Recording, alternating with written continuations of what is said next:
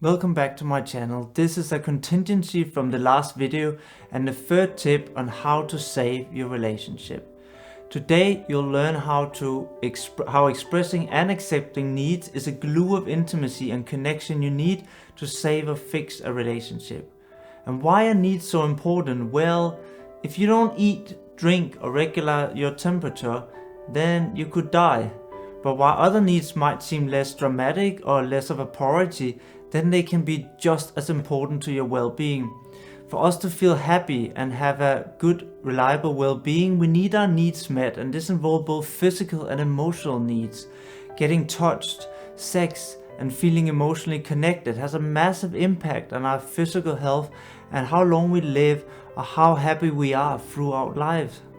It also significantly lowers stress levels and boosts our immune system. When we don't express our needs, don't get them met, or feel they're rejected, we become resentful, angry, or disconnected.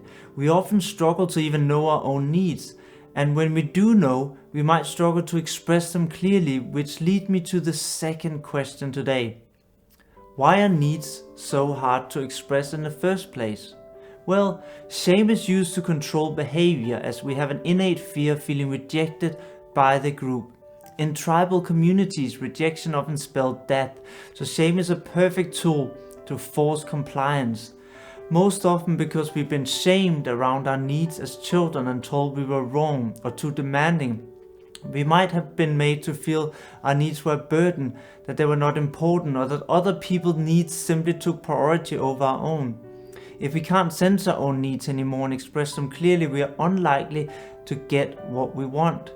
Going for long periods of time and suppressing our needs or not having our needs met will likely lead to resentment, the number one killer of relationship. The first step is to gain self-awareness and ability to sense our own needs. Once we've done that, we can go on to practice how to express them more clearly. What's important when you learn to express your needs is that we also understand other people can't always fulfill our needs. It might cross their boundary or not be something that they have energy or capacity to give us, even though they might want to. Disappointment is a natural part of any relationship and the process of learning how to express our needs. What's often not discussed about disappointment is that it's a great opportunity to create more closeness. If rather than moving apart, you sit and listen to each other's disappointment, show empathy, acceptance and understanding, it can actually bring you closer. Often, what we want the most is being heard and seen by our partner. That can be just as important as getting what we need. You can learn a lot more about disappointment and how to turn it into connection and intimacy in my ebook. Now, let's learn how to get in touch with our own needs. Exploring your needs. If you feel frustrated, then it's often down to unmet needs. This is a great opportunity to discover what needs that are important to you and which are currently not being met. Frustration is like an alarm bell for unmet needs. Other emotions can also point you to unmet needs, so focus on how you feel and your bodily sensations. I know now that when my mood drops and I feel tense, it's because I'm not getting enough exercise, touch or social contact, probably because I'm spending half my life writing and recording these videos for you. So I go do exercise, ask for stroking or call friends to see if they want to meet up. Write down as your feel needs come up so you don't forget them and can express them later. This will also show you what needs are most neglected and urgent, as they will likely cause repeated frustration and be repeated multiple times in your journal as you write things down. These are likely to be your most important needs, so be as specific as possible. Writing down you want to feel more special is not really specific, as different things make different people feel special. What makes you feel special? Write it down. Here are two more examples to get the point down. I want to be touched. Is that specific? No, not really. Your partner might start touching your feet when actually you want backstroking instead. I personally like 5 minutes of slow, gently scratching on my back when I come home from work. So my partner wouldn't know that unless I say that. Now let's try and be specific and clear. A similar example, I want to feel special. Would you know what I need if I said that? No, of course you wouldn't. So it's different from person to person, and even moment to moment what makes us feel that way. I like when you make my favorite dinner sushi. It makes me feel special, and I have the need to feel I'm special to you. That is specific. Your needs are natural and good, and remember that so you don't hold them back. It could be that you want more quality time with your partner, that they be more attentive when with you, show more interest in your life, give you gifts, do things for you, touch you more, etc., etc. You might have no idea of your sexual needs if you've never actually explored them.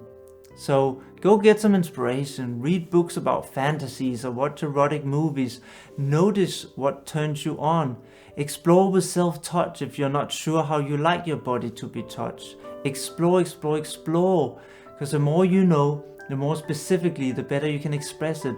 And only when you really know this so clearly can you communicate it to your partner so they can understand it. You have to teach them by expressing your needs clearly.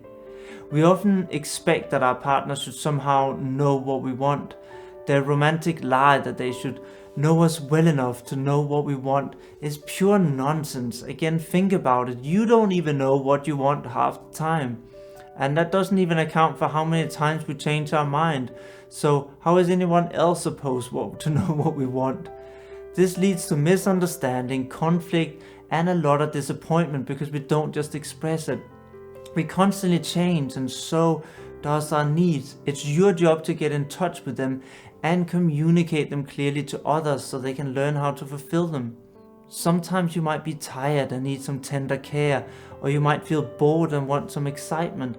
How's your partner supposed to know? He's not a mind reader, and he can't read your ever-changing mind, so just express them clearly.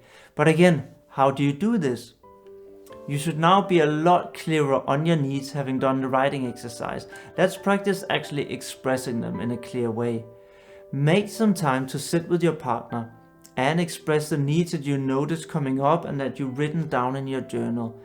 It's very important when doing this that the listener does not judge, shame, or put down the needs that are expressed. The listener can of course get triggered if they think they can't meet those needs. They might worry it means the relationship will not work, or it could simply trigger old insecurities or wounds in them that has nothing to do with you. So practice empathy and acceptance in both directions. If the listener does get triggered, then ask them how they feel. What do they sense in their body? And if they can get in touch with that and express that, you can then address the underlying fear, often being abandonment or fear of being left or not being good enough. Then the listener can listen much better next time once they're calmed down. Continue so you both have a turn to be the listener and expresser. As a listener, when you hear the other's needs, try to notice your own emotions and bodily sensation as you listen to your partner. If you feel tense, angry, or any other sensation and emotion, then thank your partner for expressing their needs. Respond with "I feel" or "sense X" when I hear you say that. And that way you can deal with it together rather than go on to attacking or disengaging to protect ourselves. If you don't have any triggers, either emotionally or sensations, then try showing and expressing how wonderful their needs are and state in what capacity you might actually be able to meet or fulfill their needs. If you can't fulfill their need, then acknowledge that they might feel disappointed, and often, they might need some support working through that disappointment. It's important to be very specific and avoid blame language when expressing your needs. Really important. Rather than saying, "I'm so sick of you never organizing any fun dates for us. I wish you could just book a date for a surprise once in a while." This starts with blame, meaning you will likely trigger your partner and they start defending themselves. And you won't get what you want. As you know, in this stage, it's unlikely they can hear you and actually give you what you actually want. The need is also quite unclear. Book a date. Do you want a dinner date? If so, what kind of food? Be specific. Here's how that could have been communicated instead, with vulnerability and clarity. "I felt really sad lately because I have a strong need for quality time with you. I feel more insecure when we don't prioritize quality time together with each other. I would really like it if you could find some time and energy in your schedule to just organize a date. Even once per month would be really wonderful. I love dancing, so a dance lesson could be really fun, for example. Can you feel the difference there to the other example? Here we replace blame that causes a defensive response with vulnerability and share the impact it has on us and how we feel. This is something most people are not used to and that comfortable with, but practice makes better. Because we are vulnerable, it's more likely to stimulate empathy and allow our partner to actually listen and hear what we want and need and connect with us. Then we went on to express that we need quality time and specifically a date once per month, and that dancing is a preference. It's now much clearer what we actually need and how they can give it to us. The big pitfall to avoid is blame. When we are disappointed, frustrated or resentful, we very often express our needs through blame language. So what options do we have when our partners can't or won't meet our needs because they might cross their boundaries or capacity? Two of the options that we can highlight here are outsourcing and dealing with disappointment together. We look at both in much more detail in my ebook as they're quite complex. I really hope you'll use these tools, and also remember you can sign up and get my free ebook and newsletter on my website.